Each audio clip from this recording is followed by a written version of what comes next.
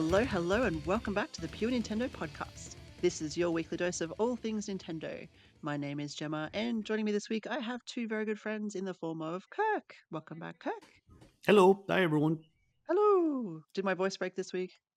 Last No, week it was fine. no, I think it was everything's my good so mic. far. It was my mic. I blame my mic. And welcome back, Justin. It's good to have you back. Hey, How are you? thank you. Doing well. Good to be back. Yeah, it's always good to have you with us.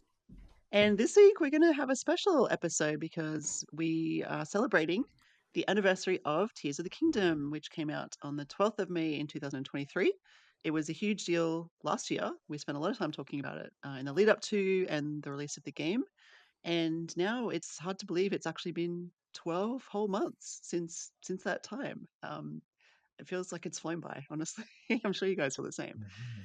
But it's a good time to have a little think back at what we enjoyed about it, what we maybe didn't enjoy about it, whether we've played it recently, just an update on some sales numbers as well, and just general thoughts on the game and how we think it stands 1 year later. So let's start with some sales data because I always find this super interesting. And tell me if you've heard anything else on top of this, guys. But I think because we just had the recent fiscal year earnings report from Japan, we have some pretty up to date numbers. But I was looking at the whole, like, you've obviously got the top, 50, whatever, Switch sales, which Tears of the Kingdom comes in at number 9. So it's in the top 10. It sold 20.61 million copies. And Justin, maybe you can clarify, this is physical copies or total copies? Do we know? When the Nintendo releases data, is it only physical or does it encapsulate Hmm, everything? that's a good question. I know with like the US ones, like NPD or Circana or whatever they call it now, that does not include digital sales, but I would think from Nintendo directly that should be digital and physical. Yeah. I think you must be right, actually, because now that I think about it, the top 50, there's an interesting one in there, which we've talked about before, which is Suika Game. And that was digital only, right? So that has to be digital. Yes, Yeah. It's yeah, like yeah. 25th or something, or 29th, I can't remember, but it's in there. It's in the top 50. Wow. Yeah, which is crazy. So compared to Breath of the Wild, which has sold 31.85 million copies, and that makes it number 4 in the bestsellers list, Mhm. do we think Tears of the Kingdom's done pretty well? Because it's only been out for 1 year. Breath of the Wild's been out for obviously, is it 7 years, I guess? It's had a lot Mhm. longer. It was a launch title, so probably a lot of people picked it up with the Switch. How do you guys feel about those numbers and comparing them to each other, I suppose? Do you think Tears of the Kingdom, given the short life left of the Switch relatively. It's not got 7 more years in it, has it? It's only got 1 or 2 or 3, depending on Mhm. how long they extend it for. It's not going to get to 31, I'm guessing. What do you guys think? I wouldn't think so. But I think that's common with sequels. Like there are a lot of people who bought the Zelda Mhm. Breath of the Wild not knowing exactly what to expect, True. Mhm. and played it. Whereas I think most of us enjoyed it and liked that direction, there are a lot of people who probably did not and Mm, bailed and thought, why would I play more of the same when I didn't even finish the first one? So I'm true. not surprised that the Mhm. numbers would drop. Um, Hmm. Mhm. I probably didn't expect it to see it only sold 2/3 as many copies, but like you said, the other one's been out longer and was a launch title. So I Yeah. think it'll catch up, but it will not pass. Yeah. Do you think Breath of Yeah. the Wild would have jumped up a little bit after Tears of the Kingdom? Like people who didn't play Breath of the Wild and then did play Tears of the Kingdom and liked it would have gone back to get that game? Do you think it surged a tiny bit or not really? I mean, Mhm. not a huge amount, I guess, but a little. Yeah. Maybe it went up a I'm million or two. sure. We should looked at what the Yeah. sales data was a year ago. Yeah. Yeah. I'm sure some people bought it around that time and or replayed it or um, yeah. I think it's an admirable amount, Mm, but like Kirk was saying, for something that even like Nintendo promoted as a direct sequel, like it was kind of rare that they've done a like they even pitched it as the follow up or the sequel to Breath of the Wild. mhm. Um, like you think about even movies, the sequels tend to sell worse, and Yeah, that's like true. even if it's something that what like people really like that first one, right? And they're like, oh wow, yeah, this was new and different, like Breath of the Wild was. Um, but yeah, you got that 7 years. You do have been quite a few sales with Breath of the Wild over the years too. So True. think about it. Like Tears of the Kingdom, it's $70, Yeah. and that's a year's worth of data at $70. Breath of the Wild was 60 its entire life, except for some holiday sales. That Mhm. I think it's gone down like maybe I don't think they've gone below like 50% off Nintendo when they've done sales, just because it is such a you know popular game. They haven't Mhm. it's not been like $10 or anything like that for any sales, Yeah. um, That'd be a but bargain. yeah, exactly. For being $70 for Tears of the Kingdom in a year. But from what I read, a majority of that 20 million was in that first 2-3 months. Like the Mhm. legs fell off very quickly with Tears of the Kingdom. Yeah. And I don't necessarily know what all to attribute that to. Obviously, it's some of the things we've already been talking about, some of that sequelitis that happens, and Mm, mhm. um, but yeah, I think there's some good and bad of them basing it on the same world. But I think it wasn't, like think about all the other Zelda games we've had. They've been, even if it's ostensibly been Hyrule, it's been very different iterations of Hyrule, each time. Mm. So I don't know. Yeah, that's very true.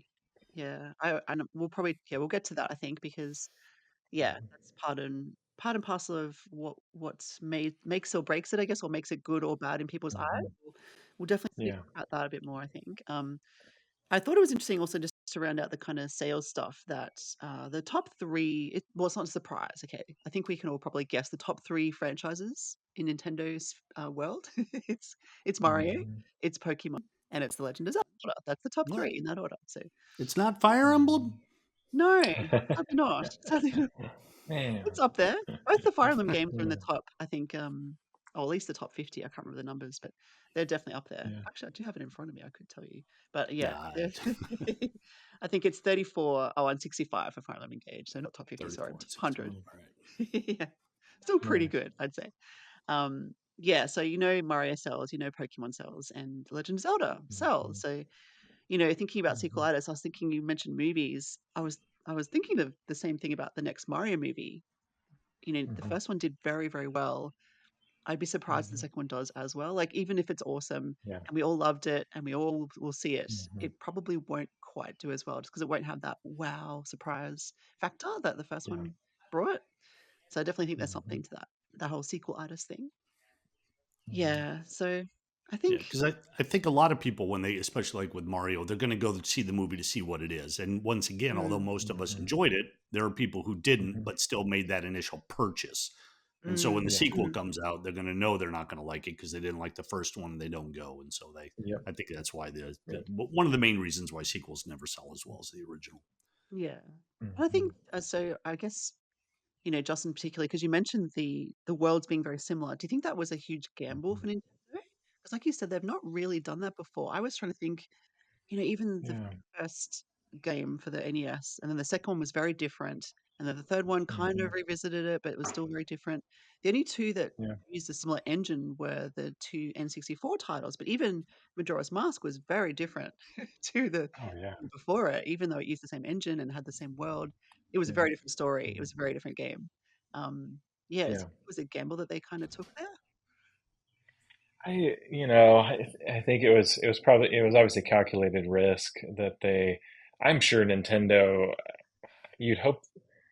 Some people were saying that Nintendo was disappointed. I don't know that they've ever gone on record saying that they've been Mm, disappointed in the Tears of the Kingdom sales, but I would imagine with runaway hit Breath of the Wild was, maybe there is a little bit of a disappointment. But I mean, for building it on the same world, building all these new physics interactions with all the building and all the stuff that they did in Tears of the Kingdom, and what was it like? Even Anuma was saying that, like, we didn't get any DLC with Tears of the Kingdom, so it's like they really just spent a ton of time refining it, finishing it. Like, hey, they already said with Breath of the Wild they had all these ideas, right? And that's why they even built Tears of the Kingdom. So um, I'm sure, and it's like hindsight's 2020. You're like, wait a minute, they mm, built it on the same world. why did it still take them 7 years to release this thing, right? Like that's Yeah. even longer than the Breath of the Wild development. Wasn't Breath of the Wild like 5 or 6 years or something? Now, granted, we have to account for COVID during that time, Mhm. and I think that that affected the productivity across the board with game development. But um, yeah, I think it was a gamble, and I don't know that it's necessarily. I mean, it still has paid off, I'm sure, but yeah, I don't think Nintendo's gonna do. I guess they've already gone on record. They're not going to do another sequel to these two games, right? They said even if they're using some ideas, and I think they already said they're not using Ultra Hand again and some of this other Oh, stuff. wow. So Yay. I think, yeah, yeah, which I'm fine with that. We'll probably talk about that too, um, but yeah, I think they've already gone on record that like, and like even seeing sales from this, they're kind of like, okay, there's some diminishing returns. Like even with all the amazing things they do with Breath of the Wild and Tears of the Kingdom, there's still some things that are like this feels similar. What's next? What's next? you know, Mm. Yep. from players. So, That's an exciting thought to we're- think that what's next, mhm, because, with the Switch successor mhm. being announced in the Oh next yeah, 9 months, Zelda will yeah, be I mean, it's gonna be a long time before we get a new 3D Zelda, but what's next, hmm right? If they're not gonna keep with this yeah, style, then that's pretty exciting to think what could they do? Yeah, hmm that's actually really cool.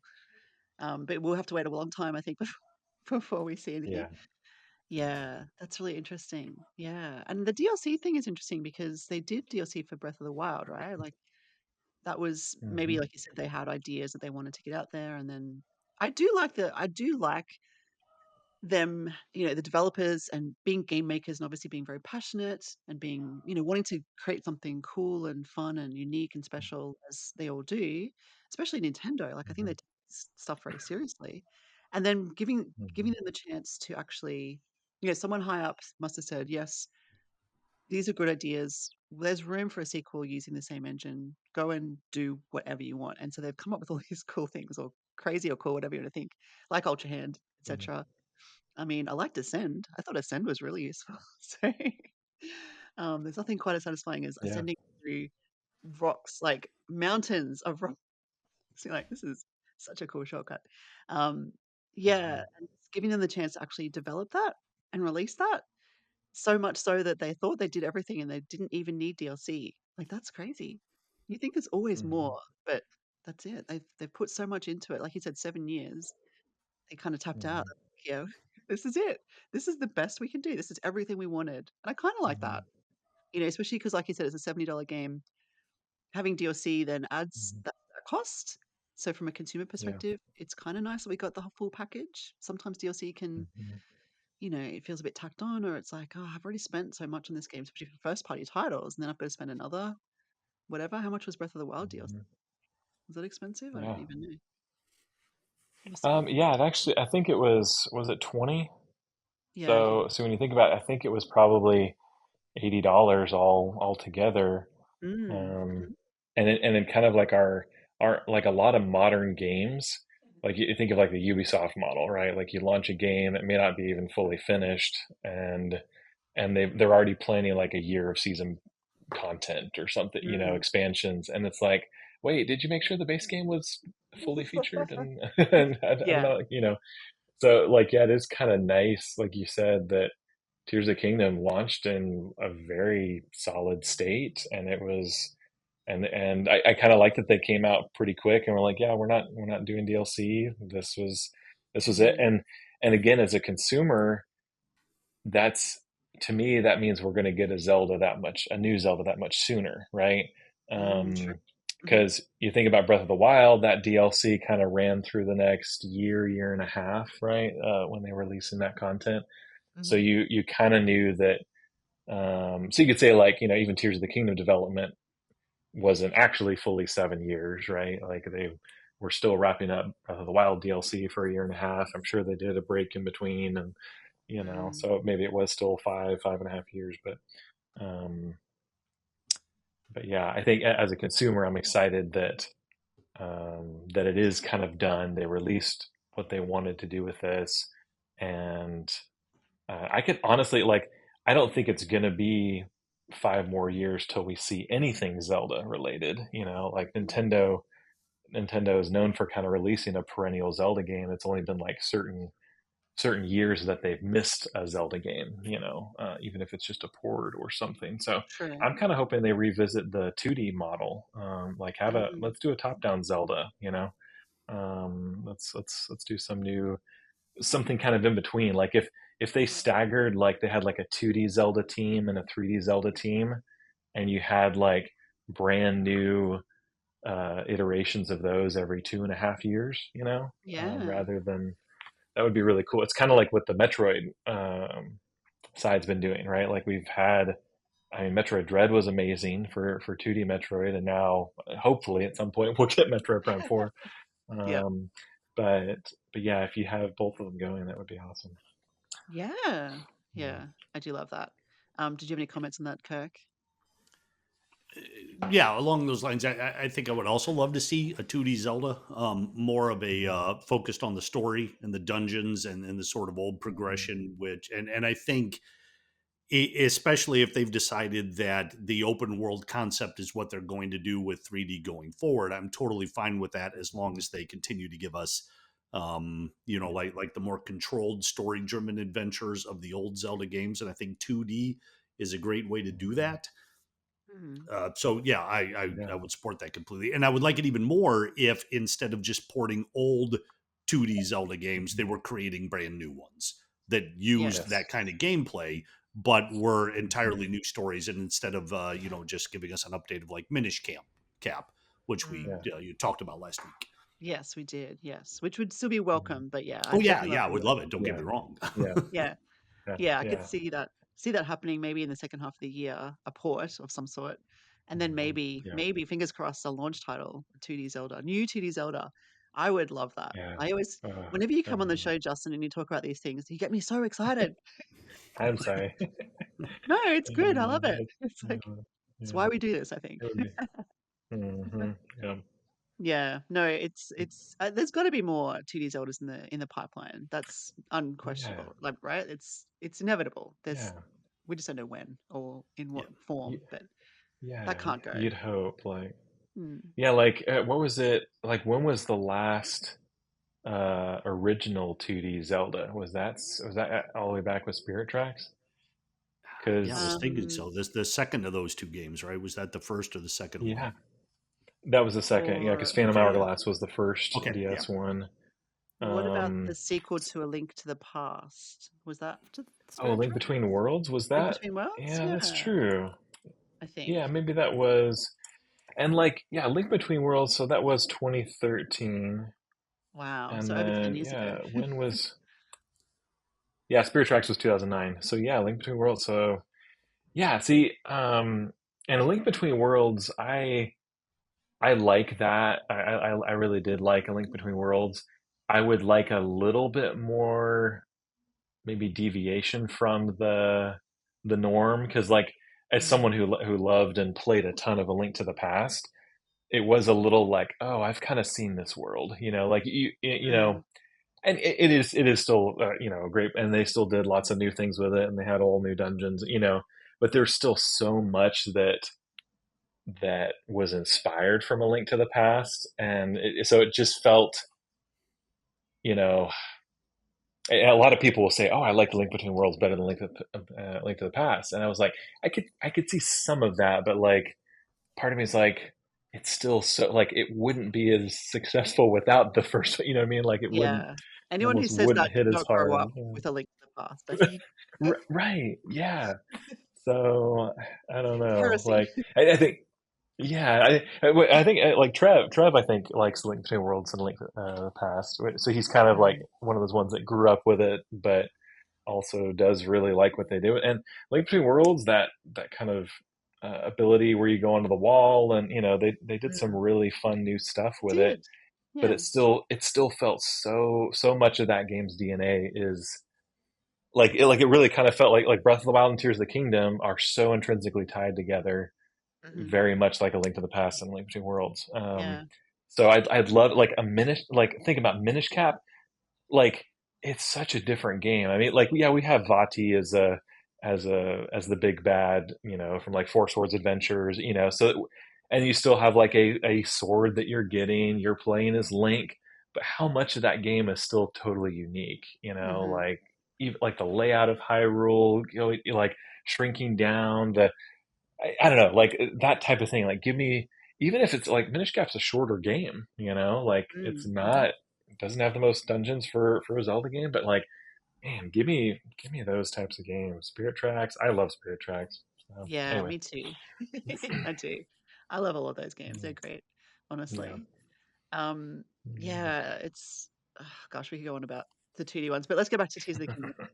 Yes, yeah. Sorry. How have we played it lately?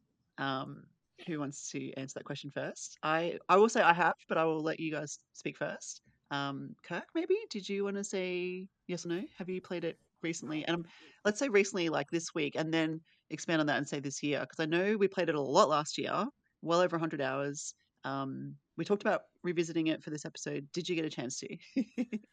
I did. I did Hey, revisit it okay. just today. So I haven't Uh-huh. spent a lot of time back in the world. In fact, one of the main things I wanted to do was it had been so long since I played it that it was no longer showing up in my list of games that I played to show how long I played it. Right. Yeah. So I had to boot it up again just to get it back in there and found out that I have not played it since September 30th of last year.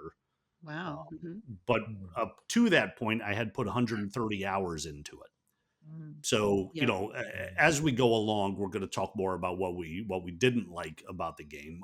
But 130 hours indicates that clearly I was having a good time with this. Yes. Yeah, Um, Yeah. yeah, definitely. so I played it again. It took Sam was there to remind me all the controls and what I have to do, and I don't know how because he hadn't even played it maybe for 2 months before that. So let's say it was like August for him. It was Yeah. July. And he was like, "Well, you need to hit the D-pad to the right to see this. You need to hit the D-pad to the left to see your shields. Why don't you remember this?" That is Like, so listen, funny. man. Yeah, I have many years, and I filled my brain as far as it's going to get filled. I've got a clear room out, and how to pull up my shields in Zelda is one of the Yeah. things I had to push away. Um, but Yeah. the first thing I did was I couldn't even remember where I was. I was in like some kind of tomb. I just finished a one of the shrines and Mm, immediately went to, let's see if I can remember the name, Laureline Village. Is that where the mm. pirates were? Oh, yeah. Yeah. So I went there and finally thought I'm going to clear this out because people have been asking me to do this from the very beginning of the game. And 130 hours later, I haven't visited it. So I went in and I got half of them removed.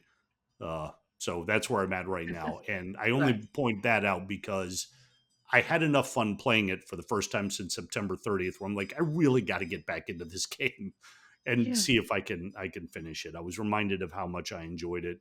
We will see if after I have to start building things again, then I start to think, why am I bothering and shut it back down for another 6 months. Yeah. Yeah. I love that. And the thing I love the most is the thing you said about your kids, because I had the exact same experience when I started playing it again, and it was a similar time frame for me. It was, late August, I think, last year for me was the last time I played it. And I'm like, oh my gosh, how do I do this again? How do I Yeah. run? How do you pull up a sword? What's the arrow? Yeah. How do I attach something to to an arrow? It's Yeah. confusing, but Yeah, and my kids are saying, "Oh, you just press this." I'm like, yeah. "Thanks." I'm like, "I've been playing Zelda a long time. Like, I know how to do the targeting, like, that feels natural." And once I remember the buttons, I'm like, "Oh, yeah, B to run," you know? I'm like, "Oh, this feels very natural." And I do think, because when I review games, I always think of the controls and whether they're intuitive and whether they're useful and, I don't know, not memorable exactly, because 'cause we've forgotten Tears of the Kingdom. That's not because they're not memorable, it's just because it's been, like, over 6 months. But I do think the controls are pretty good. Like, I like the setup. It doesn't feel awkward at any point. It works. Zelda's had a pretty good run with, like I said, the targeting, really, I like that, how that works. Y for sword, B for run, whatever. Anyway, where I'm at, I was in a cave randomly, just like you. It's like Link woke up from a coma again, and I'm just like, "Why am I in this cave? What am I doing here?" So I cleared out the cave because I hadn't done that, and then I still had one area that I hadn't mapped out. So I made it Wow. my yeah, I know, pretty bad. So I made it my mission to do that. And so that's what I achieved yesterday. I went to, is it Garuda, the snowy kind of area on the left, on the west? I went there. I couldn't see the Sky Tower for the life of me, so I'm looking around everywhere. I did not look it up online. I found it though myself, and it's the one that's buried in snow, and you have to go through the cave, another cave, to get to the base of it. So I did that, and I was very pleased with myself for finally completing the map. So that's what I did No, it's a good yesterday. achievement. Yes, yes, took me long enough. I've already, I've got the Master Sword. I've got Zelda's tears and everything. Like there's a tier, section in Garuda, if I'm saying that correctly. But I just hadn't found the Sky Tower, so Skyview Tower. Yeah, so I do feel like I ticked something off my list at least. But I did enjoy getting back into it. It reminded me, like you said, of how fun it was at the time. Why we spent 100+ hours in these worlds. Um, yeah, Justin, have you played recently? Because I know you smashed through it last year. You you almost speed Yeah. ran it. You've Yeah, like, I know. I did kind of blitz through it. I was pulling up my Switch here, and I don't even have it installed. So I must have removed it at some to make point room for to something make else. room or something. Yeah, something like to give you guys an idea. Like I still only have the original SD card, micro Oh SD card wow, that I. So it's like 100. I think it may be 128 gig, yeah, something like not a that. So lot of room. it's fairly small. Yeah. Yeah. So yeah, I was trying to find like while you guys were talking, I was like, man, when was the last time? And yeah, I'm the same as Kirk, where it's not showing on my profile. Um, I had to wager a guess, like so yeah, yeah. Rowan was born in late July, and I know I was kind of finished with it before then. Mm-hmm. So probably the last time I played it would have been yeah late June or early July maybe. Yeah, Um, but yeah, I don't have an exact date. I'd have to re-download it fully to yeah, and it's a just to big see the game. date that I last Yeah. played it. But yeah, it is a big game. Um, so yeah, I have not played recently. Um, every now and then, like I'll think about the game, and yeah, like with some of the 1 year anniversary stuff, I was like, oh yeah, yeah, and thinking about some memories here and there, and Mm. Do you, yeah, there like I had some definite fun with the game for sure. do you think it's harder to revisit the likes of Breath of the Wild and Tears of the Kingdom? A lot of us, because we Yeah. are Zelda fans, we like to revisit things like A Hmm. Link to the Past or Spirit Tracks or whatever, any of Hmm. those classic titles that we love and are a bit more linear, or at least, you know, Hmm. condensed into a bubble. Like you can finish them Hmm. really relatively Yeah. easily, which I mean, you're not spending hundreds of hours roaming an open world. Do you think that makes it harder Yeah. to revisit games like Tears of the Kingdom generally? Like you don't want to jump back as much as you do into those kind of other titles? Yeah, absolutely. Like I don't know, for me, like I like open world games, and I like exploring, and but once I've explored it, yeah, it's hard to describe because like again, I love replaying old Zelda games. Mm, Link to the Past, Ocarina of Time. Love replaying Wind Waker every now and then, Twilight mm, Princess. Um, but I don't know, like you said, like you can pretty much beat any of those games in 25 hours or less, you know. mm, And so if you look at Breath of the Wild and Tears of the Kingdom, it's like I mean, you're talking minimum if you're just blitzing the story. Like, I mean, obviously, yes, you can just go to Ganon and Breath of the Wild very quickly, so you could do that very quickly. But like to truly experience most of what the game has to offer, you're talking maybe minimum 60 to 80 hours for either of these mm, games, maybe even more, right?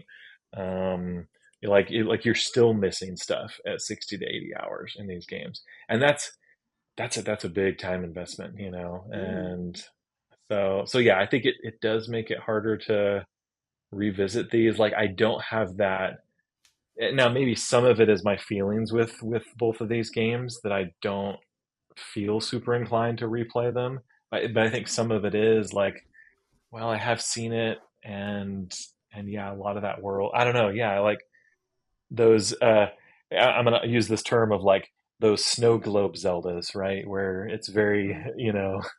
Yeah. contained. Yeah, like you said, a bubble, right? Like you know exactly the experience you're going to have. And so I don't know, maybe that makes it more enticing to revisit Mm. than like, oh, I'll replay Breath of the Wild and I guess I could, noodle around over in this area, or like Yeah. the experience is so organic in these two new Zelda games, which is part of their strengths, but also part of the like uh, that sort of aimlessness can be detrimental. Like if you're like, oh, I want to play through this dungeon, or I don't Mm. know. It's just Yeah. yeah. That's yeah. I think they're excellent points. It makes me think of a couple of related things.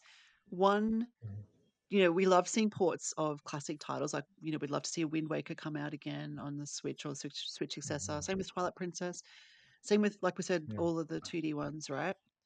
Would Breath of the Yeah. Wild and Tears of the Kingdom ever be ported on a future console? Because they're not the same. Like you've just said, they're not in the snow globe.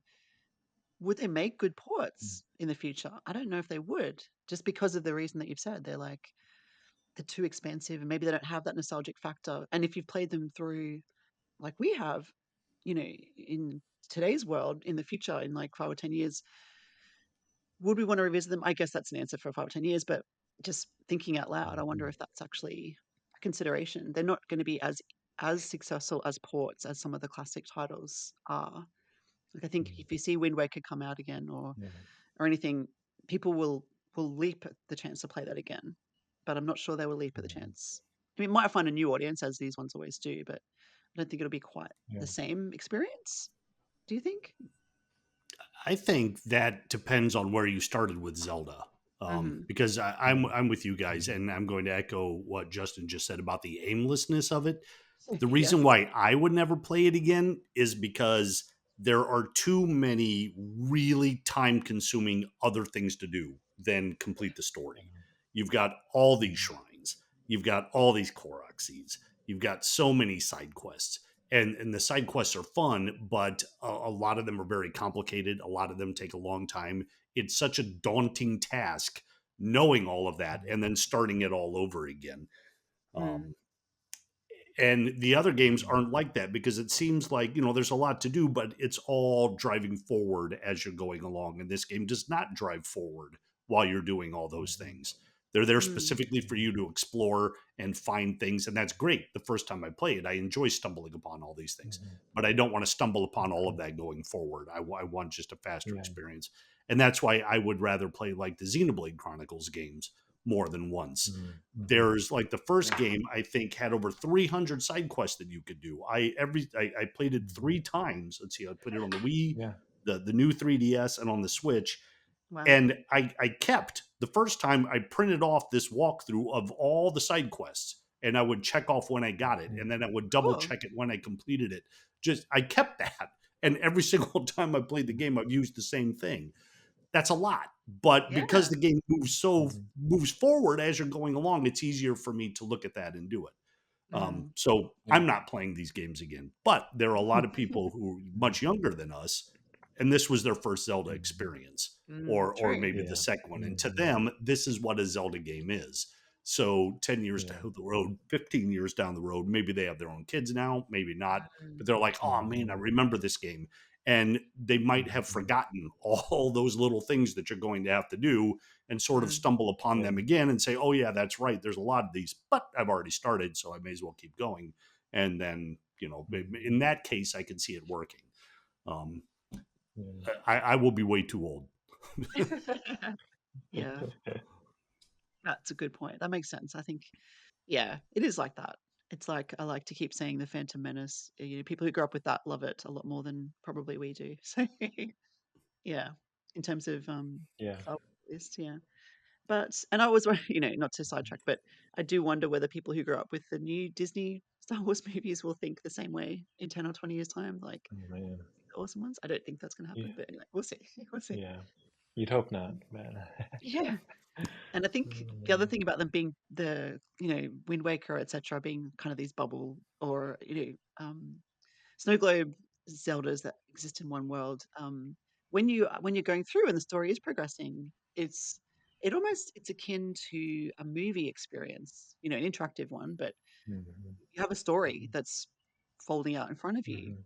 right? Whereas Tears of the Mhm. Kingdom, unless you find a tier, I guess, or do a boss fight, I guess. But the story, excuse me, isn't as it's not as epic or grandiose. It's not Mhm. as it Mhm. doesn't move along as fast at all. Really, like you said, Yeah. you can wander around in Yeah. this world and not do anything, which is what I did pretty much. Not do Yeah. not do any of the actual story elements. I just did all the shrines and all the Koroks and all the pirate things and finally got the Sky View Towers. But when you're doing Wind Waker, there's obviously a purpose to why you're going to this place, and in same with Twilight Princess, etc.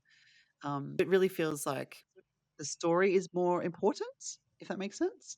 It's like part and parcel of the gameplay, Mhm. whereas this is obviously very Yeah. much about exploration and um, Mhm. trying new things out with all of the powers, etc., which makes it very interesting. But yeah, like you said, some people love it, which is great, and I didn't not love it. Mhm. It's just Mhm. it's a very different experience to the ones that we've had before it. So yeah, I mean, Yeah. let's talk about some of our favorite moments or memories. You've sort of mentioned Ultra Hand being not one of those, Kirk. Mhm.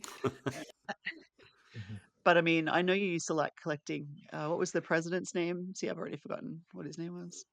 Oh, what was his name? Yeah, holding Yeah. up his I signs. remember. See that? Yeah, Yeah. Yeah, You that's have to hold the same. Hudson. Was it President Hudson? Hudson. Yeah, Hudson, sure. Hudson. Yeah, Yes, that's President it. Yeah. Hudson. yeah. Yeah, I feel like that you poor enjoyed. guy. Like, I feel bad for the Mhm. guy who has to travel this entire world doing nothing but putting up signs in these single most remote places, Hmm. the hardest to Mhm. reach places no one's going to go to. I don't understand this advertising strategy at all. But I was Yeah, very helpful to him, and I like to think that that was a yeah, good neighborly thing for me to do, help him all those times. yeah. And I like Um, those quirky aspects, that felt very, interesting and funny. And not that they were part of the story exactly, but they did feel like there was something, like there were well, little short side quest story yeah, elements. and they Yeah. were easy. I mean, they were fast. Like, you stumbled Mm. across one, you're like, okay, yeah, I could take 15 seconds of my time Yeah. to help this guy put this thing together. It wasn't like Yeah. some of these ones where was it Mhm. Koroks? Is that who we were like flying all over the place to get them to their Yeah. camp? Mhm. Although, Yes. Mhm. ironically, that would be one of my favorite moments. There was that one where I had to like cross this chasm with a Mhm. Korok to get him from like one mountaintop to another, and I was on one of the rockets, and we were flying off across the thing, and for some reason I fell off, and he kept going, and I landed, and I was just like looking up and watching this rocket with this Korok sail across the skyline over this mountaintop and just disappeared. I just stood and watched and was thought, oh man, this poor fella, it's not going to end well for him. And there was nothing I could do except wait for the inevitable. I wonder if he landed anywhere near his friend. I It's think almost he like, yeah. I can't remember what happened. I'm pretty sure that like it might have reset or something. Like, he went so Ah, far away that he just ended up right back where he was, and then I tried again and managed to get him there. yeah. But yeah, I was like, what if this landed like right next to where he needed to be? It was like this perfect shot. Yeah, like a hole in Um, one. yes, but it didn't happen. I could have a spin-off Korok golf or something. That could be Oh, fun. Nintendo will do it. Yeah, we'll make it Yeah. one of the like the championship games. Yeah. Yeah, exactly. Yeah, that's a fun moment. I think I'm a little bit of an exception to you guys because I actually like the Koroks. I found one yesterday when I was playing, and he was an easy one because he was just a balloon floating high up in this kind of under a bridge, under a rocky kind of bridge thing. When I was looking for the Skyview Tower, and I saw him, and I'm like, oh, he looks pretty easy. I had to climb this mountain to get close enough to shoot him with an arrow, like shoot his balloon with an arrow, and then he appeared, but yeah, I don't know. I just find them really cute. Maybe that's why I like them. But yeah, I can see that there's a lot to do. Like there's way too many that I will never collect all of them. Like I'm nowhere near the 800 or whatever it is. So yeah. And you could, if you wanted to, and you were, had time and you were a completionist, you could spend, gosh, I don't even know how many hours trying to find them all, Yeah, honestly. Yeah. But I do like the Koroks. I like the little dance that they do when you sort of go visit the I don't know, the big Korok who gives you the Oh rewards yeah, behind yeah, the that scenes. yeah, yeah, Yeah, that's great. I love that. I love that. Every time I level up, I'm excited to watch, and then the confetti shoots out. Yeah, that's one of my favorite parts. Yeah. What was I thinking? I had something to add to that, and now I've lost it. What was it? No, maybe it'll come back to me. Maybe it won't. I was thinking, when I was looking for this, you mentioned Ultra Hand earlier, and I was trying to get to the Skyview Tower, and it was because you need to access it from water, and so I was using Ultra Hand to build a little raft for myself, and it just wasn't working. I'm just like, oh, I know what I was going to say. Shrines, right? So you're talking about aimless and something being quick, like the present Hudson thing being quick and easy. Do you know the shrines that have no actual, things to solve? You just go in, it's like Raru's blessing or something. Oh yes, yeah, Yeah. It's like there was a shrine I found on the way to the Skyview Tower yesterday. I'm like, oh, I should probably just do it since I'm here. When I'm going to be back here again, that sort of thing. So I went in and I'm like, oh, it's a free one. yeah. Yeah. That's like a huge bonus. Yeah. Yeah. Yeah.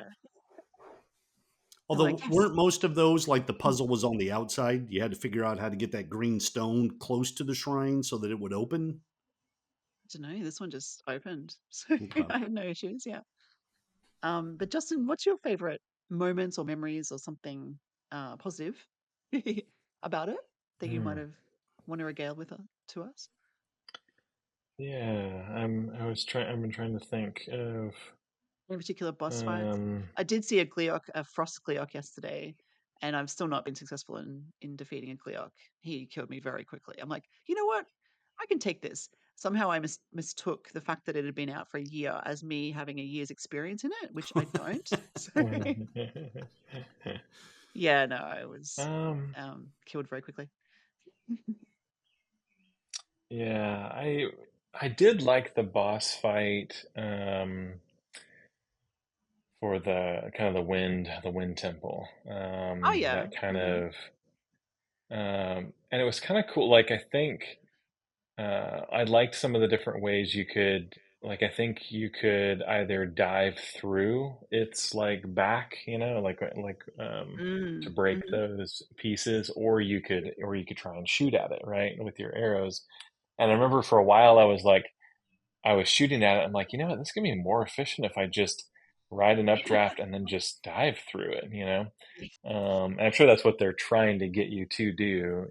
So I Yeah. think ultimately that's the right or the easiest thing. But that was a really cool gameplay mechanic. It really felt that was one of the few times where I was hoping there was going to be a bit more combat in midair, Hmm. when you're diving.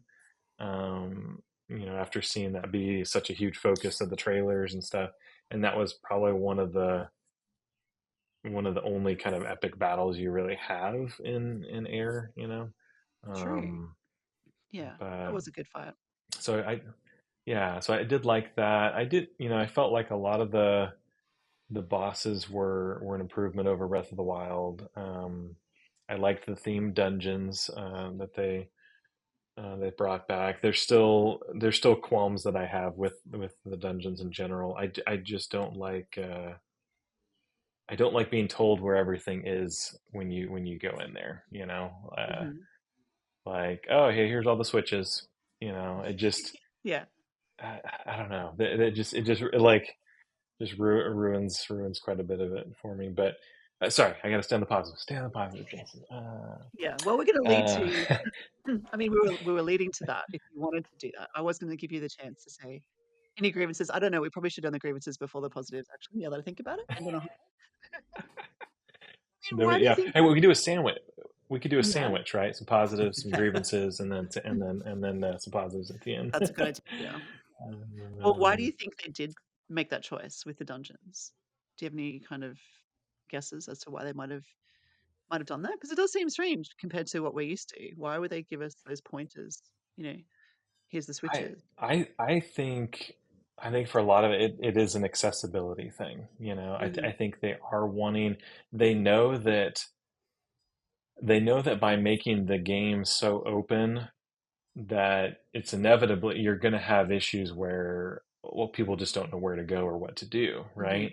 So Hmm. that's some of the, just like, from a game design perspective, they probably struggled with that, and they're like, well, it's probably easier if we just let's give them some of the things they need to do here. These are the core switches you need to activate to open the boss door. Hmm. Here's where they are. And like, I don't need, some people will be like, oh well, so you just want them to have a compass and a map, and like, I don't need those exact same items, but Hmm. at a bare minimum, like, already in the map, you have to somewhat discover the map, right? You have to go to Hmm. these areas, and then before it even synchronizes the map on your, in your map screen, you have to go there. You have to, go to those towers, launch up, and then scan it, and all of this, right? So why Hmm. couldn't we have done something similar in the dungeons, right? Like, you Hmm. immediately go in these dungeons, uh, and and the map's all there. You know how many floors it has. You know where you're going. Like, I don't know. I loved the sort of the claustrophobia of going into a new dungeon, and you just didn't know what you were getting into, right? Yeah. Like, just a bit of that unknown. And again, that's what was so ironic. Like, the world is entirely about discovery, yet the dungeons, they I don't know, maybe they just felt like, people would get confused and couldn't figure things out. But I mean, if they're figuring out the overworld, you got to give them some credit for figuring out the dungeons too. But Yeah, true. I don't know. That's a really good point. Yeah, it's interesting and strange. And like the mystery of Yeah, when you go into a dungeon and you don't know how many floors there are, or yeah, yeah. claustrophobia is a good description for that because you feel closed in because you're only in this one part of it and you don't know how big it is, Mhm. how vast it is until you Yeah, explore it. Yeah, usually. So yeah. yeah. And I'll say this. I've said this a lot, where I don't think the people will say, oh, that, there's kind of like two Zelda formulas now. I don't think they're mutually exclusive. I truly think, like, I'd almost love to have a dungeon design that is this kind of open air concept, that, like, Mm. like the one that you find in the depths, right? Some people stumbled across that dungeon. Maybe they were gliding, or something. They built some sort of flying contraption. They're like, oh, what's this thing over here, right? And they're like, whoa, I'm in the dungeon, and I'm on the third or fourth floor of it. Mm. But what would be cool is again, you've synchronized just that room, right?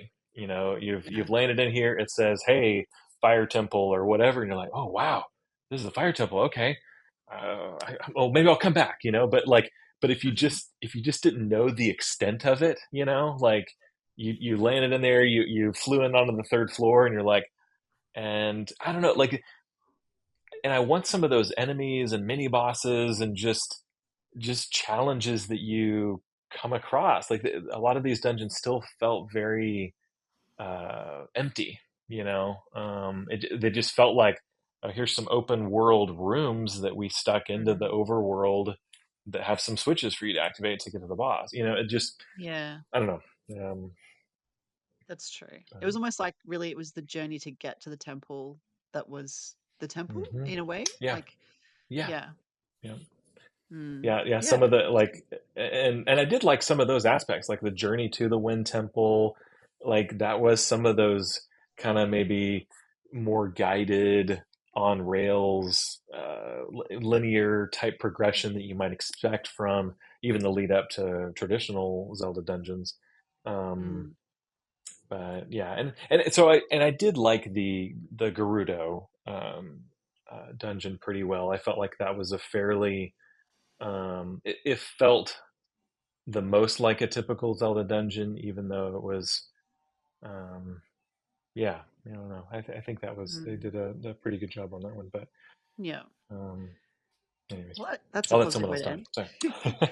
Does Kirk have a favorite No. dungeon? I don't know if I have a favorite dungeon. I didn't even know there was any kind of temple or dungeon in the underworld. So as you were talking about that, I thought, well, maybe that's the next thing I'll try. I'll see if Yeah. I can go find that. Mm, I did yeah. like the one in the air, the one where you're kind of climbing up the outside of the tornado. Um, Mhm.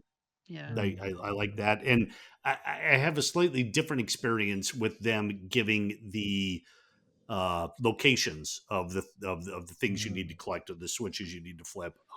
Because I prefer the old style too, but for a different reason. When they tell you mm, where things are, I expect to be able to just go there and do it. And a lot of times, even though you knew where they mm, were, it was still really difficult sometimes to take the right path you needed to mm. get to it. I'm thinking Yeah. specifically of like the pirate ship. Was the one on a pirate ship Mm. that was floating up Yes. in the sky? Yeah, okay, it Mm, was. Yeah, Yeah. there's like a ship in yeah, the sky. that's the wind one. Yeah, yeah. Yes, Hmm. there Yep. were like getting there Hmm. was great. The battle was great, but when I was Yeah. actually in the ship, finding my way to everything was very frustrating for me. Yeah. And it Yeah. wouldn't have been if I didn't know what I was looking for yet. If I'm just exploring and I stumble Mm, upon what I need, that's rewarding to yes. me. If you tell me exactly Yeah. where it is and I can't get to it, I'm like, well, this is impossible. Where do I go? I can't find the stupid thing. Yeah. So, Yeah. yeah, again, I'm on your side for a slightly different reason.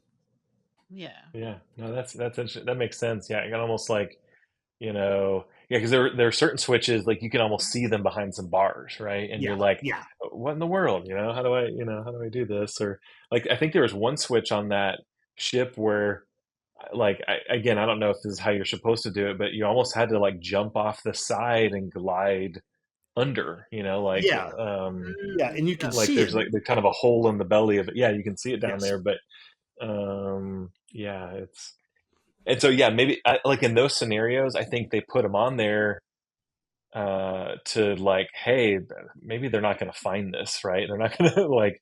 We need to kind of tell them where it is. But yeah, to your point, it almost is a little frustrating. Like, I know it, I know where it is. How do I get there? Yeah. Yeah. Yeah. 'Cause, yeah, now it feels like a task or a job as opposed to like tomb Yeah, raiding. Yeah. Yeah. yeah, Exactly. yeah, That's a good yeah. way to put it. Well, do we want Mhm. to let's just dabble with a couple of games we're playing then, just to round out the show, make it Sounds good. um yeah, a little bit, I guess, varied in topics. Yeah, Um a little more forward thinking at this point instead of just a yeah. post Yeah. mortem. Mhm. Yeah. Yes, but thank you. That was a good discussion on Tears of the Kingdom. And listeners, please let us know your thoughts on Tears of the Kingdom. We'd love to know if you're still playing it or how many hours you spent on it or what your favorite or least favorite moments are. But let's talk about some games we're Mhm. playing. And I'll go first. I'm playing a little game called Please Fix the Road, which I'm currently reviewing. It's a little puzzle game. It just came out semi recently. I can't remember the date, sorry, but last week or the week before, I think, a couple weeks ago. And it is it's a small game. It's only $10. I think it's on sale until June the 6th for 20% off, so it's even cheaper at the moment. And it is gosh, how do I describe it? It's very cute. It's aesthetically lovely, and one of the things I love about it is I think there's 160 or 180 puzzles, and each puzzle is like a kind of isometric view of a scene with roads and trees and different environmental elements. And there's a path for something to follow, and it could be a car, it could be a bus, it could be a boat, it could be an animal like a cow, and the cow or whatever has to follow this path, but the path is broken, and you have a certain number of moves and a certain number of pieces to place to get the cow to the finish line or the flag. So it's a very simple concept, very easy to play. The first level, um, or the first few levels, actually really teach you the mechanics, and it's really easy to pick up and play. Each puzzle, lasts for a few minutes. They're very quick and simple to solve. So it's one of those games you can pick up and play, I guess, when you're commuting, or you could just play before bed or whatever. It's one of those kinds of things. Um, it's like I said, the aesthetics are lovely. And when you move from one puzzle to the next, so you solve, puzzle 10, for example, and you move to puzzle 11, the transition between puzzle 10 and 11 is so cool. It like pulls all the pieces apart because they're kind of block elements. There's like, 10 or 20 blocks that make up this little world. Pulls them apart and then they kind of it's almost like one of those PowerPoint transitions, but way cooler. You know how when you're making a PowerPoint presentation, you play with the different transition slides and it might pull apart the slide into squares and then put it back together in squares, but it looks different. It's kind of like that, but way, way better. Um, it's really cool. It might flow in like a little wave, or it might um, come under and then up and then down. That's like the highlight for me. But the puzzles are really the transitions. But it's no, it is a really it's a really relaxing game. The music is lovely. There's nothing to stress you out here. It's just very much about just solving these little puzzles, cute little creatures that need to get places, or cute little cars.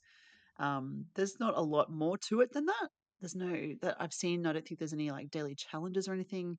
You only get a star rating when you finish. It's not like you can do it within a time limit, or there's no hidden extras or anything like that. You just complete it. So that could be a pro or a con, depending. Like, it is a cheap game, so you don't necessarily need that. But if you're looking, and also it's a relaxing game, so you probably don't really want that time element.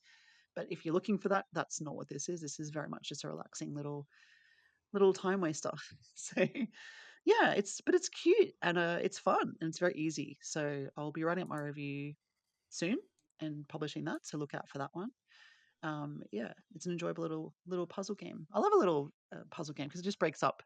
When you're playing things like Tears of the Kingdom or whatever, having these little games on the side is nice. Nice little distraction. So So, yeah, yeah, I agree completely with that. When I'm playing a huge game, especially like one of my massive JRPGs, and yeah, the other games that I'm reviewing in the meantime, I always like to hmm, pick these tiny little, I could play it in 10 minutes, half an hour, yeah, yeah. little puzzle games. They're kind of like a relaxing way to wind down from the high drama and action of the JRPGs.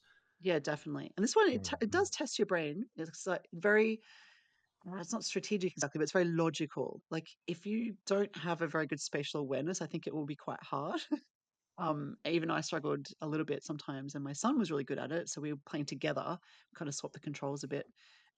Because, excuse me, you know, there's, like I said, a certain number of moves. So say you've got uh, a bomb that you can destroy parts of the road as well. So there's like might be a bomb element, and then a road element, and then a copy element. And so you have to work out, okay, well, I need to remove that part, and then put a road there, and then copy it and place it, and it goes there, and then that will make it fit. It's like a puzzle, like literally puzzle pieces that fit together, but in a road context. And it's just working out the order of that, of those events. Like, okay, if I destroy that, then that leaves space for this, and then I'll need to copy it and put this here. So it's very much just working out the logical sequence of events that needs to occur.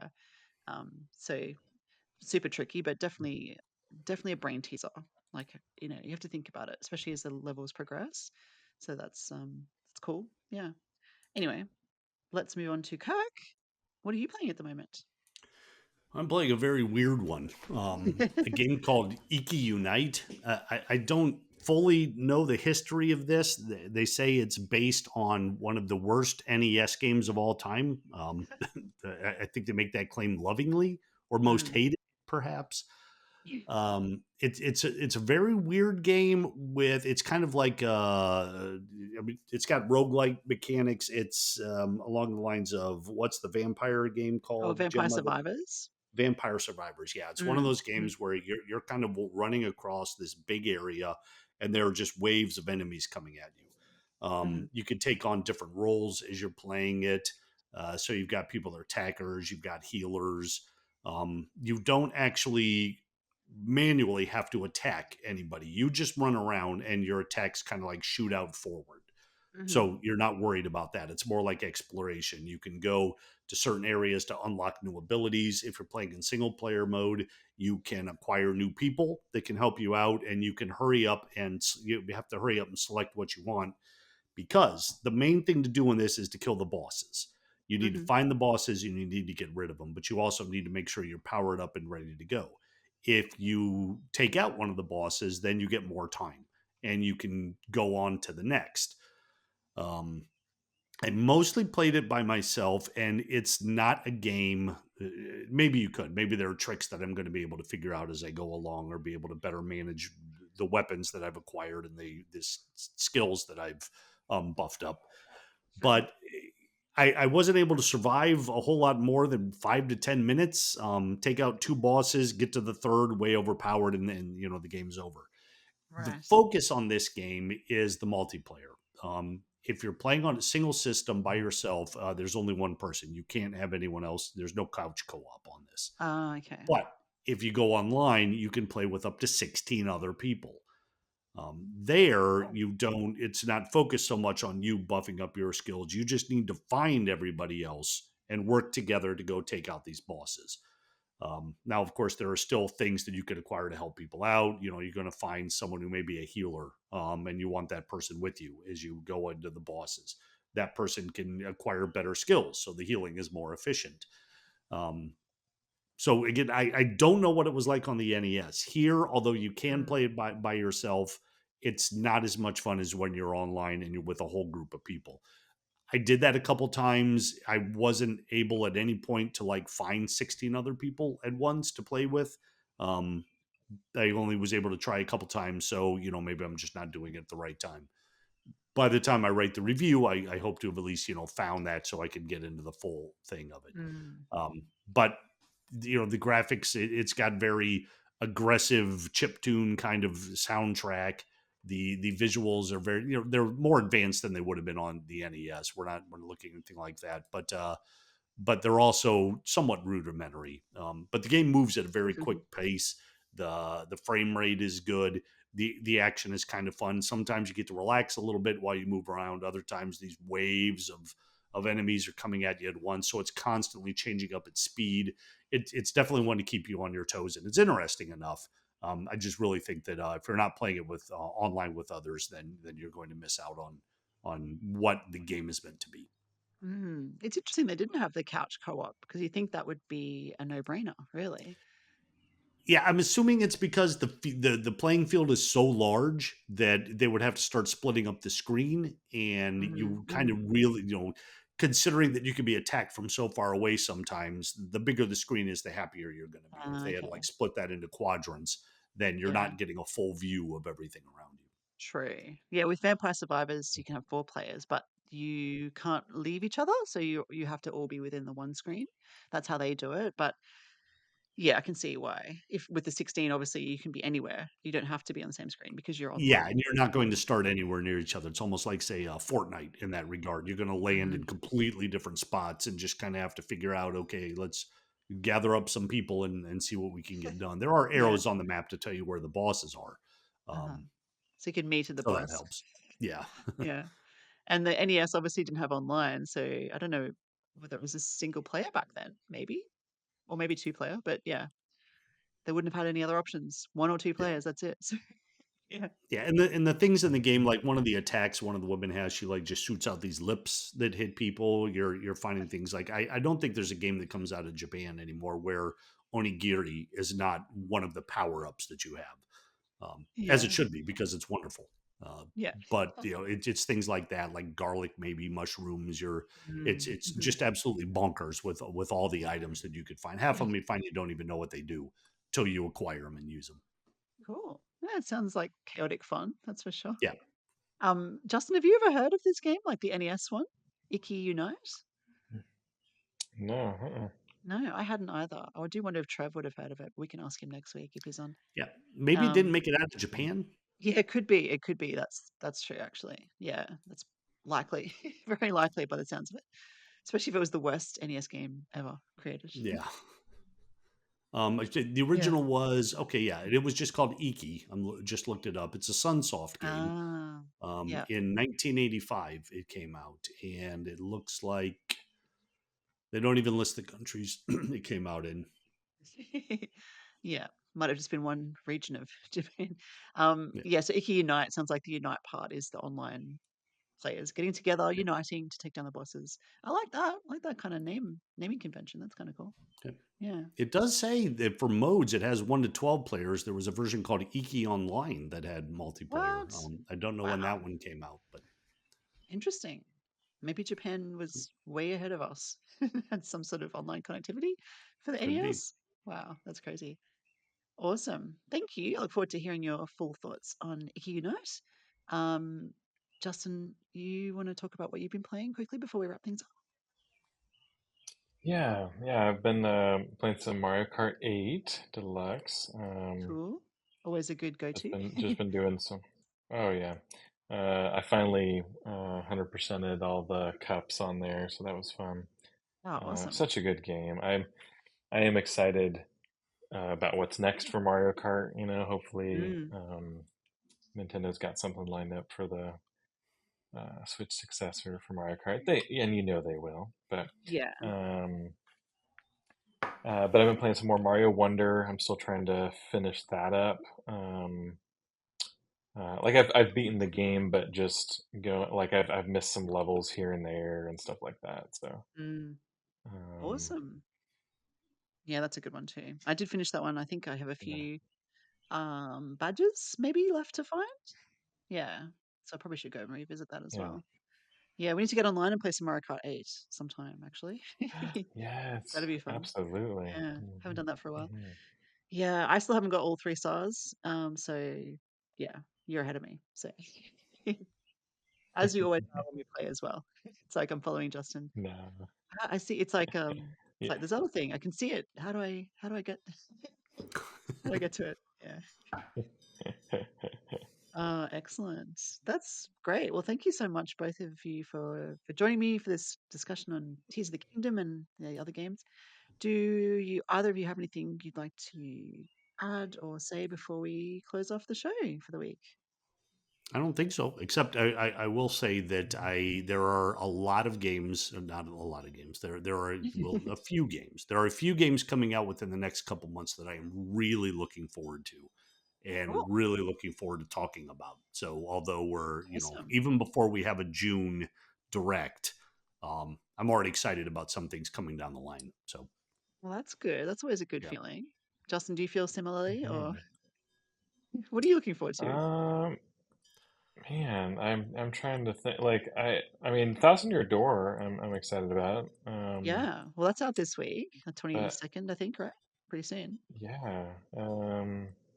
But yeah, I'm trying to think of what else. Yeah, what are some of the games you're excited for, Kirk? Well, I've mentioned before the Shin Megami Tensei game that's coming out, That's 5. right, five. Hmm. Yeah, Yeah, the yeah. re-release of that, now that you have the ability to save the game anywhere, so Yeah. you don't lose like an Nice. hour of running around because you got one shot killed by Yeah. somebody you shouldn't have met Yeah. yet. So that, and there's a new Legend of Heroes game coming out from NIS America. And then even Oh, after that, there's a new East game, East 11, I think it is, that's coming out Oh, later yeah. this oh year. yeah. So, as a Mhm. Nice. JRPG guy, I'm being very well taken care of here as we Yeah, near the end of the Switch. Very happy about that.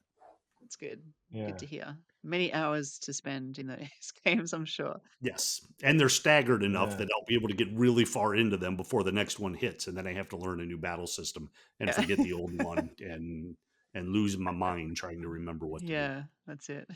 Yeah, exactly. Yeah. It's always the way. Yeah. Awesome. Well, thank you. Yes, let's look forward to. We'll talk about it all on the Pure Nintendo podcast in the future, I'm sure. We're currently working on our next issue of the magazine. So if you'd like to support us and get yourself a copy of our printed magazine, please head on over to patreon.com/Pure Nintendo. You can follow us online on social media. We are on Twitter/X, Mastodon, and Blue Sky. So choose your social media poison, so to speak. And Mhm. did I miss anything? Thank you so much for listening. And until next week, game on, everybody. Bye. Yeah.